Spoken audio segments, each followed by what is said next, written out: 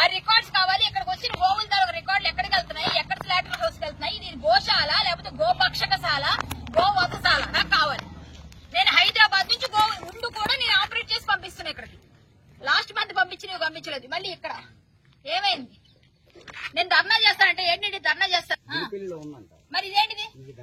ఇది డమ్మీ అయితే ఎందుకు ఎవరు తెచ్చారు? పోలీసులు ఇక్కడికి ఎందుకు పంపించారు? నా దగ్గర రికార్డు ఉంది. ఏదండి రికార్డు? ఇప్పుడు మీకు వినిపిస్తాను వినండి. నేను ఆయనకి ఏం చెప్పాను సీఏ గారు, నేను మీకు పంపిస్తున్నాను వినండి ఒకసారి. కావాలంటే ఇక్కడ నేను ఆయనతో చెప్పిన మాట నేనేమైనా కోల్పోయాను.